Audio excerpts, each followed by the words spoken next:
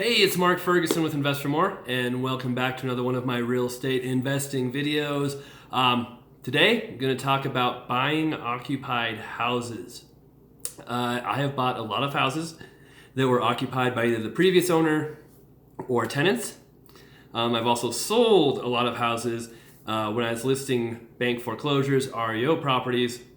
We had to deal with occupied properties all the time. So the banks get the house back from foreclosure. A lot of times the previous owner or a tenant was still living in it. Sometimes the bank would sell them with those people still there. A lot of times they would get the people out before they sold them. So it was called cash for keys. When they would have the people leave, they'd pay them to leave the house in good condition, and then we'd sell the property.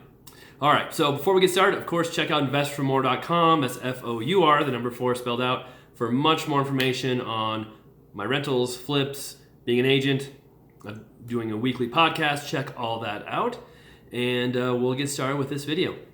All right, so as an investor, I have bought a lot of houses that were occupied. Some of those houses I bought without seeing them before I purchased them, and some of them I did see them, but I knew I would have a tenant in the house when I bought it, and I would have to deal with that tenant once I purchased the home. So why would I buy an occupied property? Well, because it was a great deal. I would prefer never to have to buy an occupied property. I would prefer them to be vacant all the time because you can run into problems and issues with an occupied property, but sometimes the really good deals are good deals because they have situations like that where the property is occupied and the new owner has to figure out what to do with them. So one of the most common ways to buy an occupied property is if you buy them at the foreclosure sale, which is where you go to the public trustee in Colorado, bid on a house, you end up getting the property. There's no guarantee it's vacant. Oftentimes you can't see in the house, and sometimes there are people living there. It can be a little stressful, a little tricky buying those properties. You know someone's living there.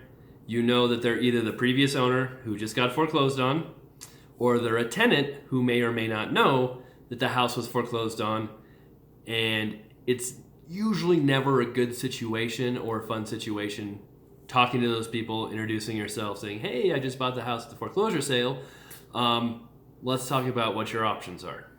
Now, some occupants can be very savvy and know that you can't just kick them out. If you buy a house that's occupied, you can't just go up to the people and say, you've got to get out of here right now. That's not legal. That's not how the process works. You have to either get them to agree to leave or you have to evict them. Just because you own the house, just because it went through foreclosure, they don't lose possession. Yes, they lost ownership of the property, but they did not lose possession of the property. Because they still live there, because they reside there, they still possess it. You can't just kick them out. So if you can't come to an agreement to pay them or get them to leave on their own, you have to go through the courts to legally evict them, just like it was a rental property, your own tenant, and they wouldn't leave. Now that process can take a month, 2 months in Colorado. In other states, it can take much longer to do an eviction. Make sure you check out the laws, rules, regulations in your state for how that works, how long it takes, and what you have to do. Be very careful you aren't breaking the law or just kicking people out because it's not legal. And something else to consider is if you buy a house from the foreclosure sale or the people leave and they leave a bunch of stuff behind, there's specific laws for what has to happen with that stuff. All right, if they leave a BMW in the garage, which actually happened to me once on a property we bought from the foreclosure sale, you don't just get to keep that BMW. If they leave, a grand piano in the living room, you don't just get to keep that grand piano. Just because you bought the house doesn't mean you get to keep everything in it. There are certain laws and regulations for each state, again, they're different, on how to handle possessions that are left behind.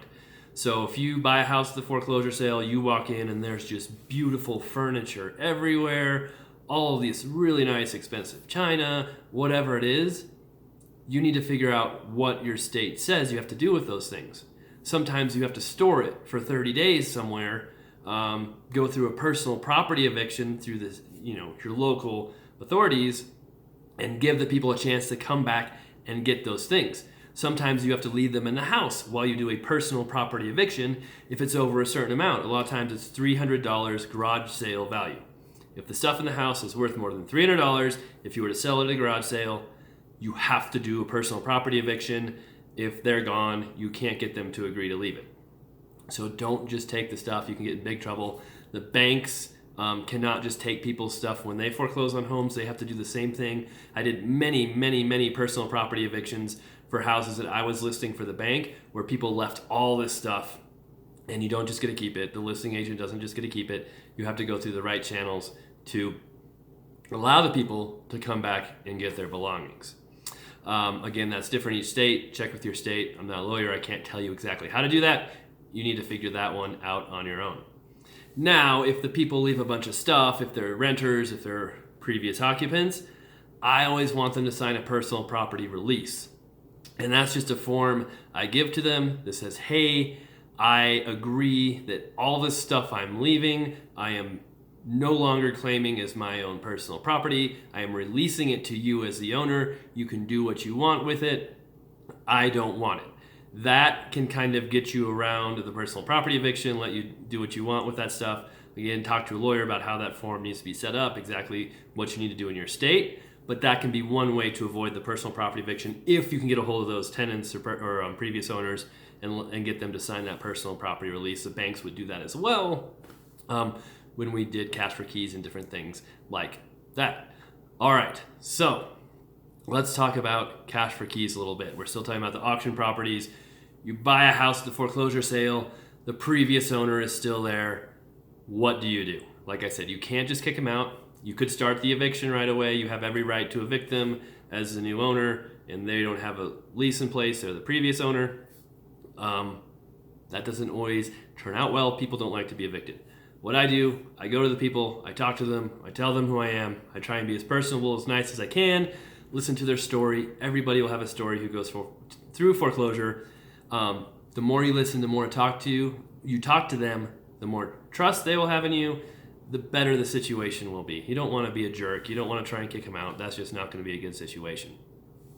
What I will do then is usually offer them a certain amount of money to move out, leave the house in decent condition in a timely manner. So depending on the house, the price of the house, maybe I'll offer them $1,000, $2,000 to move out in 30 days, leave the house in the same condition as it was. Hopefully they take all their stuff with them. If not, that's part of the business.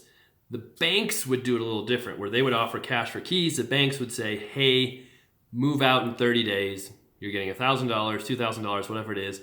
You have to leave the house in broom swept condition, which means all your stuff is gone, all the trash is gone, the house is vacuumed, somewhat clean. It doesn't have to be spotless, but there's no trash left. And if they left trash, if they left things, the bank wouldn't pay them. It's my job as the agent to go to the people and say, hey, sorry, you still left a couch in the basement. We can't give you this check. We're not going to pay you. And that was awkward. That caused some interesting situations.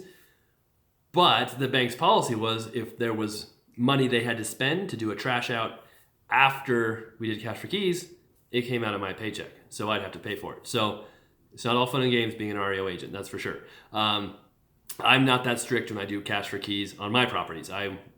My goal is to get the people out, get started working on the house, get it on the market.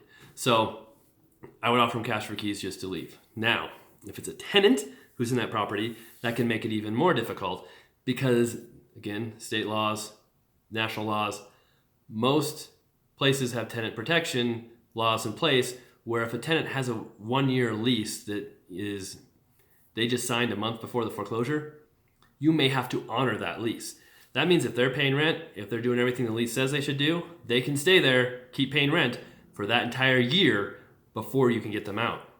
That's why sometimes it's good to try and talk to people, figure out who lives there before you bid on these properties at the foreclosure sale. It's not always possible, but that's the ideal situation. Again, not always a fun conversation either. But with tenants, it can be even harder to get them out, especially if they don't know. There's a lot of times you talk to tenants and they just signed a lease because the previous owner was a complete jerk, knew the house was going into foreclosure. They tried to find a tenant, get a security deposit, collect rent while the house is in foreclosure. They're not paying the bank. They're collecting that money. They don't tell the renter it's going to foreclosure. All of a sudden, the renter has a house that just went to foreclosure. Maybe there's a new owner trying to tell them they have to leave, even though the laws say they might not have to. It's just a horrible situation, especially if it's like a month-to-month lease where now they've got to move a month after they just moved in. With tenants, I'll do the same thing. Once in a while, I'll let a tenant stay for a little while if they're paying decent rent. But really, I want the tenant out too. I will offer them cash for keys as well. A lot of times the tenants would be happy to take $1,000, $2,000, let them out of their lease, go find another place to rent. They've got a little extra money, and you can move on, get the property, and flip it, whatever you're doing with it. There you go. Now, other situations where I've bought occupied properties. I have bought occupied properties from the MLS, multiple listing service, where it was tenant occupied. The most recent one was one you can see in my fix and flip before and after video page. I do videos of all my fix and flips before, after we fix them up. You can see one where I bought it from the MLS. I knew what the price was. I saw the outside of the house, never saw the inside because the house had tenants who were not cooperative, wouldn't let anybody show it. I got a really good deal on this house, but I didn't see the inside. Now I saw the inside, and all of a sudden the house didn't seem like it was as good of a deal as I thought it was. I always tell myself, well, if people are living there, it can't be that bad inside, right? Well, yes, it can be very bad. Floors were horrible. We had to fix the foundation, had to pretty much gut the whole house, redo it. We're in the process of doing that now. It's almost finished. But when I bought the house, there were tenants in it. We sent letters to them. I talked to them. They're very uncooperative, would not talk to us. We basically were going to start the eviction, then one day all of a sudden they moved out. So they didn't have an actual lease on the property, which was even more interesting. The previous owner just let them move in. So we could have evicted them, but they ended up moving out, left the property. One day we went there and it was vacant, so that worked out, but that isn't always the case. A lot of times, like I said, you'll have to offer money. Sometimes you might have to go through the eviction. I try to avoid evictions as much as possible because you're just asking for trouble in an eviction. People can get very angry, very emotional. They can wreck the house even worse. They can cause problems with the sheriff who has to come for the eviction. There's just a lot of things, a lot of reasons why you want to avoid evictions if possible. So overall, my experience with cash for keys, getting people out, paying them to leave the property is fairly positive. When you're dealing with banks and these REO properties, a lot of times people don't know the bank's going to offer money to leave. They think as soon as I show up, they've got to leave. And when I to explain to them the situation, explain to them I can't kick them out, explain to them they're each going to get paid to move, a lot of them are happy, grateful, really cool about it. Other people aren't as cool, but for the most part, it's a good experience. When you buy a house and you tell the renters, hey, I'm willing to pay you a little bit to end your lease, a lot of them are super ecstatic. Like, oh, sweet, I can get some extra money. So it works out okay. Sometimes you can rent back to the previous owners too when you buy a house, which can be tricky. I try to avoid that as well because sometimes they don't want to leave. You can run into the same situation. It's just a little tougher. So for the most part, I try to avoid buying houses that are occupied. I want them vacant. But I do buy properties that have owner occupants who used to own the house, or tenants who are still in the property, and you just have to deal with the situation. Sometimes you have to wait for the lease to be up. Maybe it's a couple months. Sometimes you can pay them to leave early. Sometimes you have to evict them. I prefer not to do any evictions to get them out, so I'm willing to pay a little bit of money to make a nice transition, to keep people happy, to hopefully keep my house in a little better condition as well. All right, so that's all I've got for this video. Again, I have tons of information on my blog, numerous books on Amazon if you want to check out more on rentals, flips, the basics of buying houses, being an agent, all of that good stuff. All right, be sure to leave comments below if you have any questions. I answer those personally. Please give us a thumbs up if you liked this video and you thought it was helpful. And if you want to get more notifications for these videos or my flip videos or my rental property videos, subscribe to this channel, you'll get those. And if you like these educational type videos, check out my playlist. I made a playlist just for these fix and flip rental property advice videos, and you can get see all the ones I've got already, and then you'll be notified of when new ones come up. All right, thanks a lot. Have a great day.